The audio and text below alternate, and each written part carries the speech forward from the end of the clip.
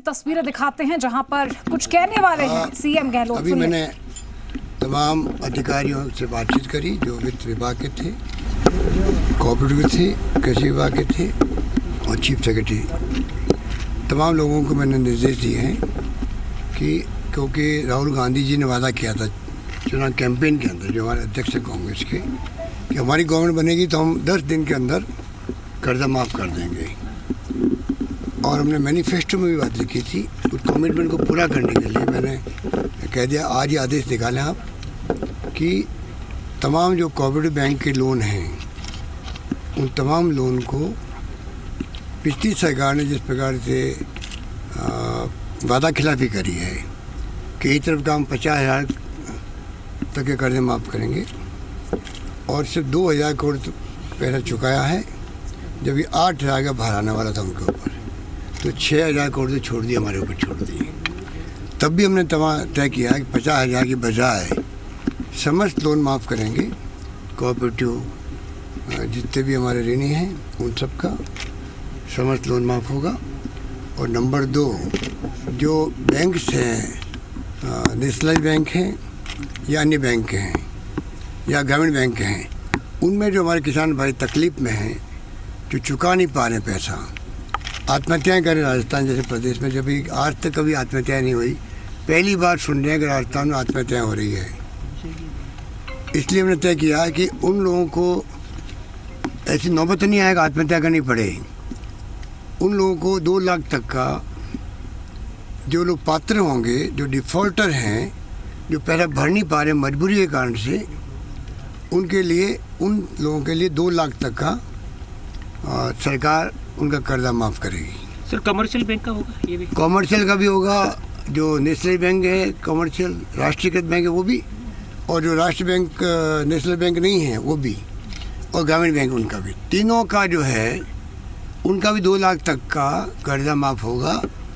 जो पात्र होंगे उनको आधा बना करके, और जो डिफ़ॉल्टर हैं वो भी 30/11/18 तक, मतलब चाहे कोऑपरेटिव बैंक के हों चाहे वो बैंकों के हों, उन तमाम लोगों का 30/11/18 तक जो डिफ़ॉल्टर हैं उनका, और जो कोऑपरेटिव बैंक में सभी का कर्जा माफ़ होगा। ये सर सीमा क्या रहेगा? सभी तरह का कर्जा माफ़ होगा 2 लाख के अलावा? कोऑपरेटिव बैंक में सभी तरह का कर्जा माफ़ होगा, और इनका जो होगा वो मैंने कहा आपको कि 2 लाख तक का होगा, क्योंकि वो तो राष्ट्रीयकृत बैंक हैं, कॉमर्शियल बैंक्स हैं, ये तमाम भार सरकार उठाएगी और करीब 18,000 करोड़ का भार पड़ेगा, 18,000 करोड़ का भार पड़ेगा। सर एक ये भी स्पष्ट कर दीजिए, इसमें जो कोऑपरेटिव में अल्पकालीन है, कई जो लंबे अल्पकालीन के लिए हो रहा है। किसान जो फसली ऋण लेता है उसी को माफ़ किया जाता है। जो फसली ऋण लेता है वही कर्जे में दबा रहता है ना, अच्छा, उसके लिए माफ़ किया जाता है। ये फसली ऋण है, शॉर्ट टर्म लोन है, वो माफ़ किया जाता है। सर ये इनको प्रमाण पत्र बांटने का काम, और ये कितने अवधि में पूरा किया जाएगा? नमस्कार, ठीक है, thank you sir, thank you sir. Sorry, आज दिन भर आपकी तपस्या हुई सर, मुझे मजबूर काम करना पड़ा। ऑर्डर आ जाएगा, ठीक है, thank you sir, thank you. मैंने कह दिया ऑर्डर ही है भैया। Thank you sir, thank you. Hello. Zee media संवाददाता भरत हमारे साथ जुड़ चुके हैं और अधिक जानकारी के लिए फोन लाइन पर उनसे बातचीत कर लेते हैं। भरत, सीएम गहलोत कहते हुए नजर आए कि किसानों के ऋण माफी के लिए निर्देशित कर दिया गया है, अब प्रोसीजर शुरू हो जाएगा। 2 लाख तक का ऋण माफ करने की बात यहाँ पर कही गई है अशोक गहलोत की ओर से। देखिए, 2 राज्यों में चुनाव के बाद अब राजस्थान में भी कर्ज माफी की घोषणा हो गई है। मुख्यमंत्री अशोक गहलोत ने अभी सीएमओ से यह घोषणा मीडिया के सामने आकर की है। उन्होंने कहा कि 30/11/2018 तक के सारे 2 लाख तक का लोन किसानों का माफ होगा। और हमारे साथ वरिष्ठ सहयोगी शशि मोहन शर्मा मौजूद है, उनसे जानते हैं सर किस तरह की घोषणा, किस तरह से देखा जाए, एक बड़ी घोषणा अशोक गहलोत की ओर से अभी किसानों के लिए दी गई। देखिए भरत, भले ही राजस्थान तीसरे नंबर पर रहा हो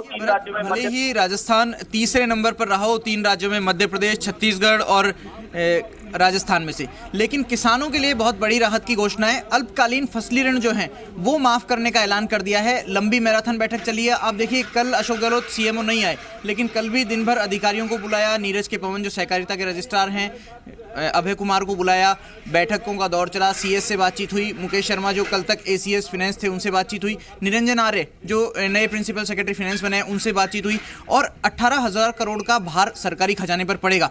सरकार इसकी व्यवस्था करेगी, ऋण माफी के पत्र भी बांटे जाएंगे, लेकिन उसके लिए बड़ा कार्यक्रम होगा। अभी इस बारे में मुख्यमंत्री ने ज़्यादा कुछ नहीं कहा है, लेकिन उन्होंने ये कहा कि देखिए उनको बैठक छोड़ करके ये चीज़ आना पड़ा है और सहमति बन गई है, सरकार ने इसको मंजूरी दे दी है।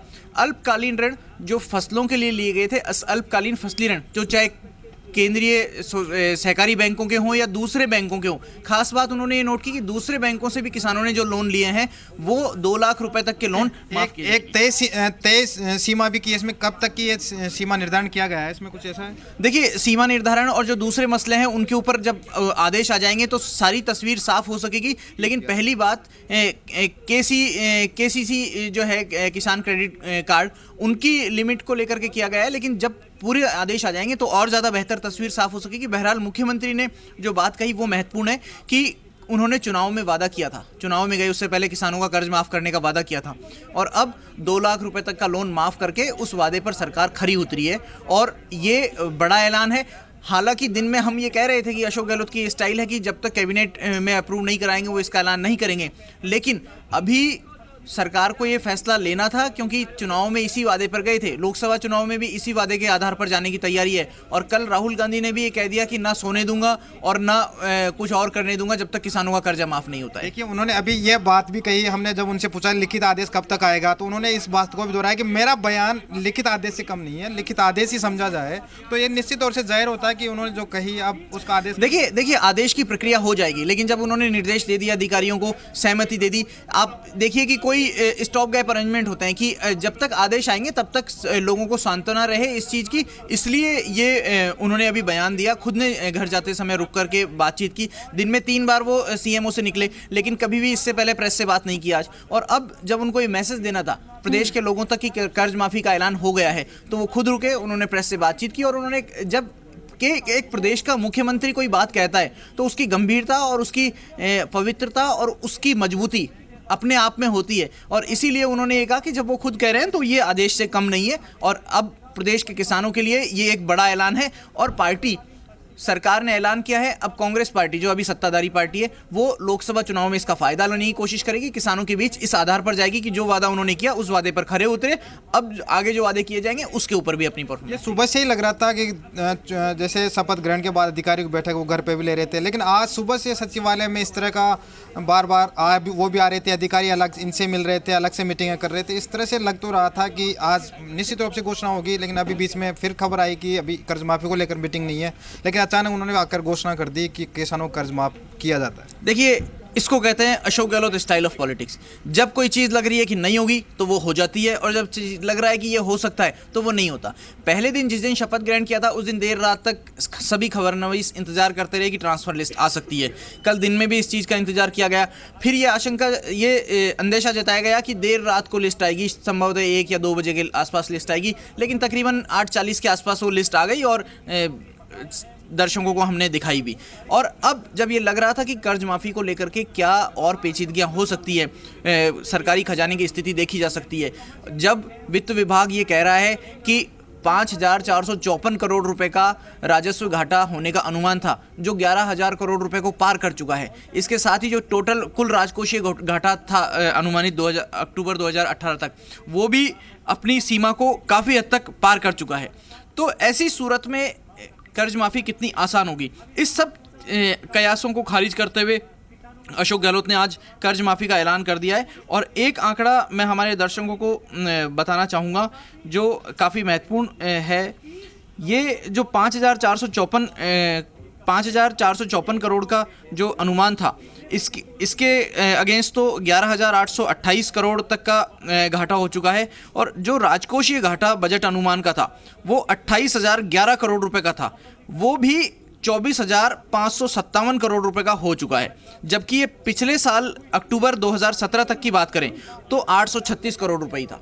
एक जगह 836 करोड़ रुपए राजकोषीय घाटा होना और वो अब हो जाना 24,557 करोड़ रुपए, ये काफी बड़ा। निश्चित तौर से एक ये चीज़ भी समझना चाहेंगे, कांग्रेस ने एक बड़ा जो वादा किसानों के लिए किया था, एक बड़ी आबादी किसानों की यहाँ पर रहती है, और जब चुनाव कैंपेन में आए थे राहुल गांधी ने भी यही वादा किया था कि हम सरकार में आएंगे, तो और जब राजस्थान में नहीं हुआ था ये घोषणा, तो एक कयास भी लगाया जाए राजस्थान में कब होगा, क्या घाटे में स्थिति समझ में आए, और आज अचानक उन्होंने घोषणा कर दी। किसानों के लिए राहत भरी खबर है, कैसे देखते हैं? देखिए भरत, इसमें कोई दो राय नहीं है कि किसानों के लिए राहत भरी खबर है, लेकिन अभी इसमें सरकार को कुछ काम और करने होंगे। पहले तो वो पैरामीटर तय करने होंगे कि किन किन किसानों को ये राहत मिलेगी।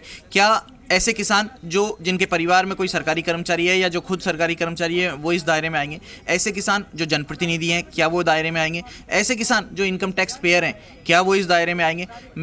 मुझे जहाँ तक लगता है अभी पहले जो 50,000 रुपये तक का कर्जा माफ़ हुआ था उसको देखते हुए लगता है कि वो इस दायरे में नहीं आएंगे। दूसरी बात है कि किसानों की सौगात, किसानों के लिए ये निश्चित रूप से सौगात है। लोकसभा चुनाव में 100% इसका फर्क पड़ेगा। कितना वोटर टर्नआउट कांग्रेस अपने पक्ष में कर पाएगी नहीं कर पाएगी ये अलग बात है। और कांग्रेस ने अपने मैनिफेस्टो में ये वादा किया था, इसलिए कांग्रेस को इसको सबसे बड़ी प्राथमिकता देनी थी।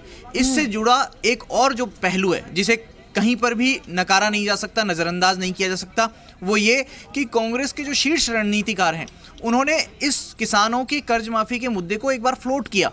ये लिटमस टेस्ट की तरह था कि इसको फ्लोट किया जाए, देखा जाए कि किसानों का कितना रेस्पॉन्स आता है चुनाव में, और उसके हिसाब से आगे तय होगा कि लोकसभा चुनाव में इस मुद्दे को आगे लगातार जारी रखा जाए या नहीं।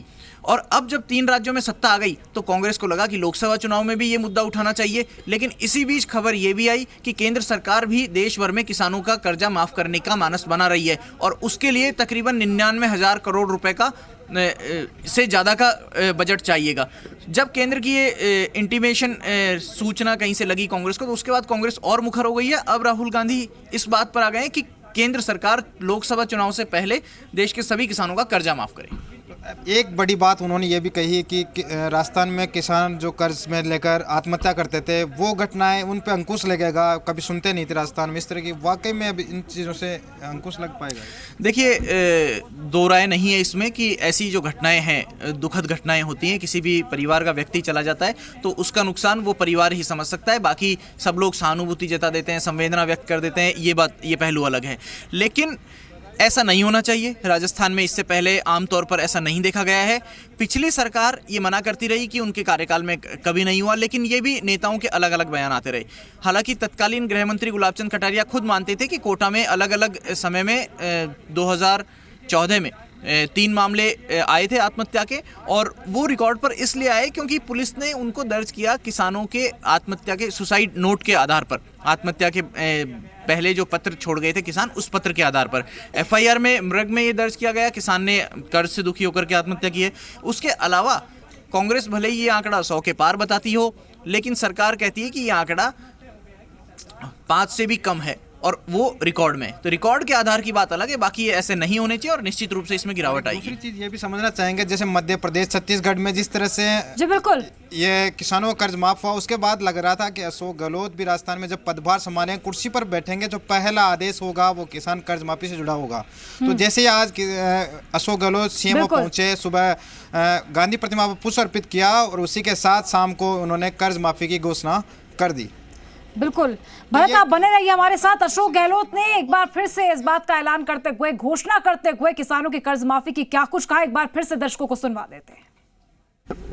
कोऑपरेटिव थी, कृषि विभाग के थे और चीफ सेक्रेटरी, तमाम लोगों को मैंने निर्देश दिए हैं कि क्योंकि राहुल गांधी जी ने वादा किया था चुनाव कैंपेन के अंदर, जो हमारे अध्यक्ष हैं कांग्रेस के, कि हमारी गवर्नमेंट बनेगी तो हम 10 दिन के अंदर कर्जा माफ़ कर देंगे।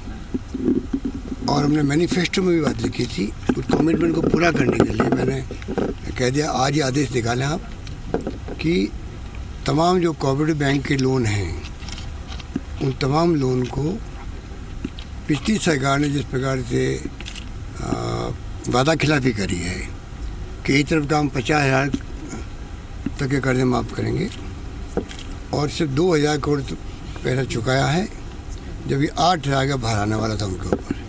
तो 6,000 करोड़ तो छोड़ दिए, हमारे ऊपर छोड़ दिए। तब भी हमने तय किया कि 50,000 की बजाय समस्त लोन माफ़ करेंगे। कोऑपरेटिव जितने भी हमारे ऋणी हैं उन सबका समस्त लोन माफ़ होगा। भरत हमारे सहयोगी लगातार हमारे साथ बने हुए हैं। भरत, इस ऐलान के बाद जो समय है वो है, अब आगे प्रक्रिया कैसे बढ़ेगी, ये सवाल फिलहाल यही है। और इस प्रक्रिया में अब कितना समय लगेगा, कितना और समय यहाँ पर मौजूदा सरकार की ओर से लिया जाएगा किसानों को ऋण माफी प्रमाण पत्र सुपुर्द कर देवे, इस पूरे प्रोसीजर को आपसे समझना चाहेंगे। और अगर शशि भी वहां पर मौजूद हो तो उनसे भी कि क्या कुछ पूरा प्रोसीजर इसको लेकर रहता है।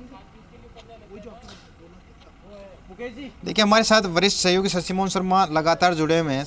हम देखना चाहेंगे, समझना चाहेंगे, जब घोषणा हो गई, अब इस प्रोसीजर को पूरा होने में कितना और समय लग सकता है, किसानों को सीधी राहत मिलने में कितना समय हम मान सकते हैं? देखिए, किसानों को सीधी राहत तो घोषणा के साथ ही मिल गई। जब प्रदेश का मुखिया है, जो मुख्यमंत्री है, वो ऐलान कर रहे हैं कि कर्ज माफ़ी 2 लाख तक की कर दी है, तो किसान जो लोन की किस्त किसान को जमा करानी है वो तो उसी समय रोक देगा। हाँ, और ये बात और है, जो डिफ़ॉल्टर किसान है उसके लिए बड़ी राहत की बात है, क्योंकि उसकी आर्थिक स्थिति कमज़ोर थी, वो उसको फसल का सही दाम नहीं मिल पाया होगा, उसकी फसल ख़राब हो गई होगी, इस कारण से वो पैसा नहीं जमा कराया, वो डिफ़ॉल्टर हो गया। राहत आधिकारिक रूप से अगर देखा जाए दस्तावेजी रूप में, तो ये मान के चलिए आपकी तकरीबन 1 से 1.5 महीने का वक्त इसमें लग सकता है, जब किसानों को सर्टिफिकेट बांटे जाएंगे, क्योंकि पूरी तैयारी होगी, पूरी प्रक्रिया होगी। अभी देखिए, बजट घोषणा नहीं थी, बजट का कोई बजटरी कोई प्रोविज़न नहीं था। पहले सरकार 50,000 रुपये तक का कर्जा माफ़ कर चुकी है, अब 2 लाख तक का कर्जा माफ़ कर चुकी है। मुझे ऐसा लगता है कि 50,000 से 2 लाख तक का कर्जा माफ़ करने के बीच में जो 1.5 लाख तक का हिस्सा है वही अब माफ़ किया होगा इस सरकार ने, क्योंकि 50,000 तक के कर्जे की राहत की पहले किसान को मिल चुकी है, ऋण माफ़ी की राहत। और अब सरकार इसके आदेश निकालेगी। सरकार इसमें जो क्लॉज लगाने हैं, जैसा हम बात कर रहे थे कि income tax payer, government job में जो हैं या जनप्रतिनिधि जो हैं उनको नहीं मिलेगी, इसके साथ में सरकार आदेश निकालेगी तो ये भी बताएगी कि ये कब तक प्रक्रिया प्रभावी होगी, किस तरीके से इसको लागू किया जाएगा, सर्टिफिकेट किस तरीके से दिए जाएंगे। लेकिन सबसे बड़ी बात है वित्तीय प्रावधान जुटाना। सरकार को वित्तीय संसाधन जुटाने होंगे। खजाने की स्थिति बहुत ज़्यादा अच्छी नहीं कही जा सकती। हालांकि जो नए वित्त विभाग के प्रमुख शासन सचिव हैं निरंजन आर्य, वो पहले सेल्स एंड कमर्शियल टैक्सेस में कमिश्नर रह चुके हैं, सेक्रेटरी रह चुके हैं उसके, तो उनको अंदाज़ा होगा इस चीज़ का। लेकिन जीएसटी में पूरी प्रक्रिया जाने के बाद, टैक्स कलेक्शन का बिल्कुल ये जो प्रोसीजर है ये पूरा आगे रहने वाला है। लेकिन फिलहाल बड़ी घोषणा यहाँ पर कर दी गई है, किसानों के लिए बड़ी राहत की खबर। सरकार की ओर से ऋण माफी की घोषणा यहाँ पर कर दी गई है। ऐलान खुद मुख्यमंत्री अशोक गहलोत की ओर से किया गया है। किसानों को हितों को साधने की कोशिश यहाँ पर मौजूदा सरकार की ओर से की गई है। अब अधिकारियों को निर्देशित कर दिया गया है और जल्द ही ऋण माफी प्रमाण पत्र भी किसानों को दे दिए जाएंगे। फिलहाल शुक्रिया तमाम जानकारी के लिए आपका। और इसी के साथ